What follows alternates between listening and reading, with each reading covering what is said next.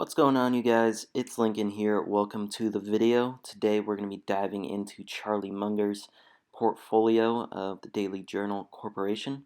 I'll get into what that is, but if you don't know, Charlie Munger is Warren Buffett's right-hand man and the vice president of Berkshire Hathaway.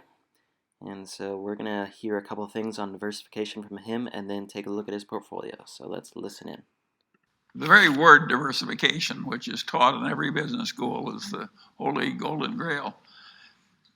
I consider almost asinine. I'm only interested in investing where I have some sort of advantage. And of course, that means I can't do the conventional things. And if I have the advantage in three different things, that's enough for any family. Three wonderful things with the odds in your favor. I mean, do you want egg in your beer in life? And so I think the idea you have to have a big diversified portfolio, that's fine for the ignorant people to be fully diversified.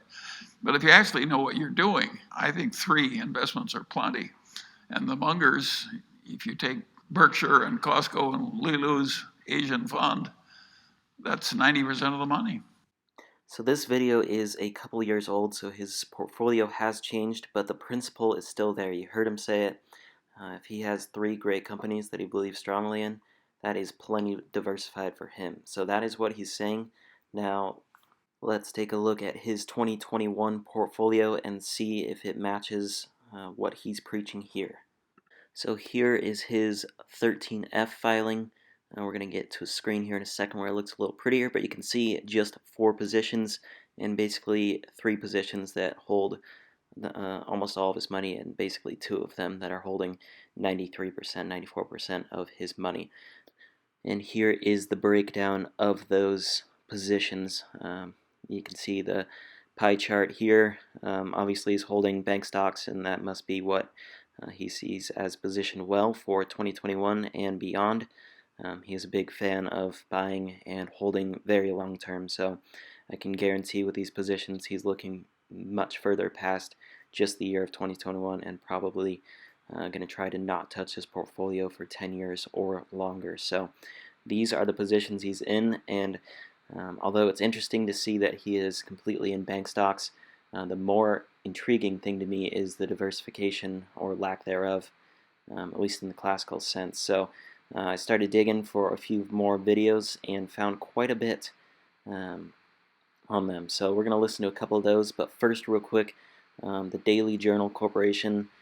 It's basically a company that he's chairman of. Most of you guys know him as being the vice chairman of Berkshire Hathaway, along with the CEO, Warren Buffett.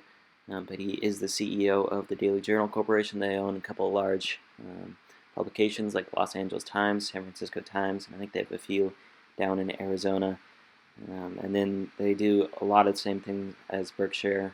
They basically are that corporation, but they invest in a lot of other companies, and that's kind of how they make the bulk of their money and the bulk of their revenue. So the business model is basically the same as Berkshire. So now that we have that settled, that's enough of me talking. Let's listen to what Charlie has to say, and we'll have a couple clips of Warren mixed in there, as they are a pair.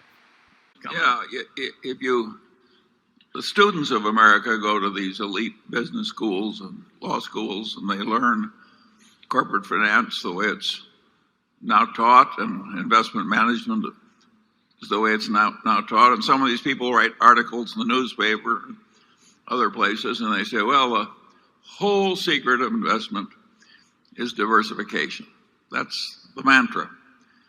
They've got it exactly back-assward. The whole secret of investment is to find places where it's safe and wise to non-diversify.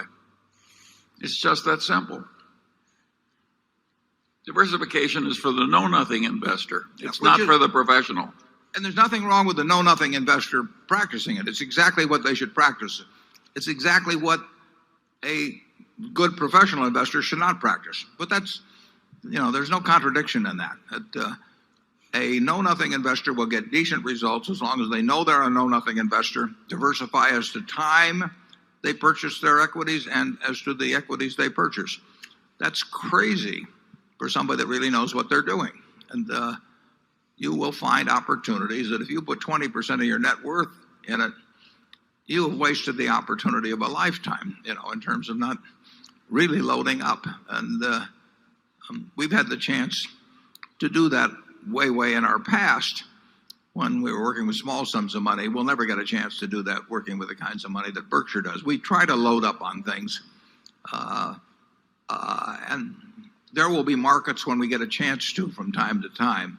But very seldom do we get to buy as much of any good idea as we would like to. Charlie and I have been confident enough, if we were only running our own net worth, I'm certain a very significant number of times, if you go over 50 years, there have been a lot of times when you'd have put at least 75% of your net worth into an idea, aren't there, Charlie? Well, but 75% of your worth outside Berkshire has never been a very significant amount. Well, but I'm going back. Let's just assume it was. Let's just assume you didn't have Berkshire in the picture. There have been times. I mean, we've seen all kinds of ideas we would have put 75% of our net worth in. Warren, there have been times in my life when I've had more than 100% of my net worth invested in things. That's because you had a friendly banker, and I didn't. No, there have been times. Well, initially I had 70. I had several times I had 75% of my net worth in one situation.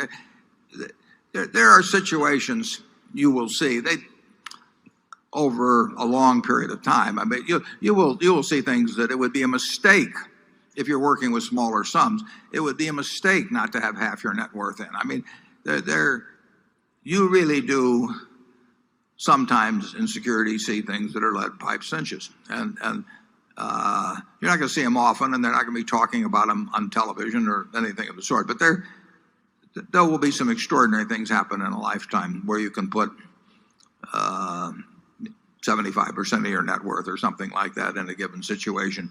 The problem has been the guys that have put 500% of their net worth in. I mean, And so I always knew from the very first, when I was a little boy, that the opportunities that were important that were going to come to me were few, and that the trick was to prepare myself for seizing the few that came. This is not the attitude they have at a big investment counseling thing. They think if they study a million things, they can know a million things. And of course, the result is almost nobody can outperform an index. Whereas I sit here with my Daily Journal stock, my Berkshire Hathaway stock, my holdings in Lilu's Asian fund, my Costco stock, and of course I'm outperforming everybody. And I'm 95 years old, and I practically never have a transaction. And the answer is I'm right and they're wrong.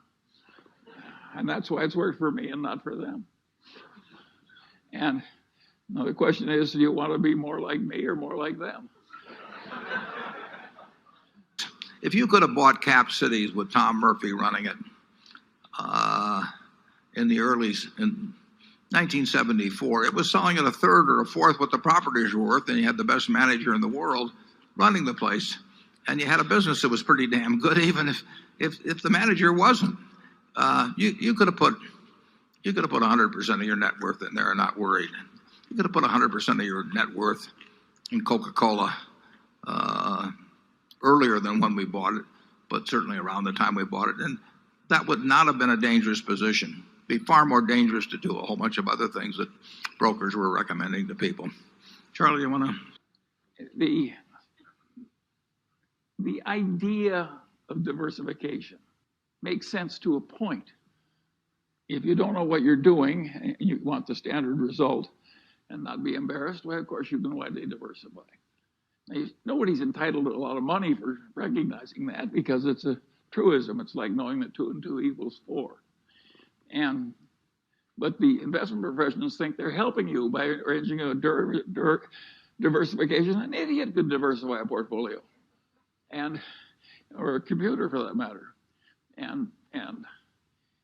But the whole trick of the game is to have a few times when you know that something is better than average, and invest only where you have that extra knowledge.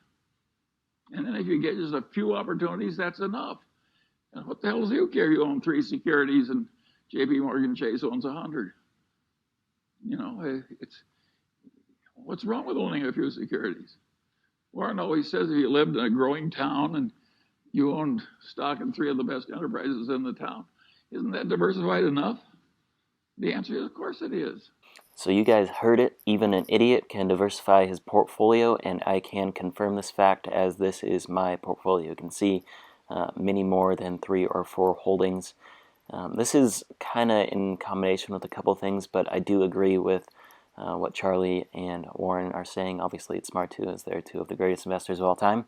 But I do not consider myself smarter than the average investor, so that is why my portfolio looks like this and why I rely pretty heavily on index funds, which they both advocate for. Basically, not professional investors or people who aren't smarter than the average person at stock picking. They basically they're big advocates for index investing, and both say that is where they will leave the bulk of their estate once they do pass away. So I do have a lot of my money in there, but then as I've kind of talked about before, there are positions, and you can see them in my portfolio, that I believe will outperform the market. So obviously I think I should, based on this information, trim these positions back and then I guess kind of overweight a few of them even more. So pick my best maybe 3, 4, 5 positions out of my portfolio and just put my money into those, and then still have my index funds. That's probably what I'll start to do. So kind of trim some of these positions back. But I hope you guys enjoyed the video and learned something.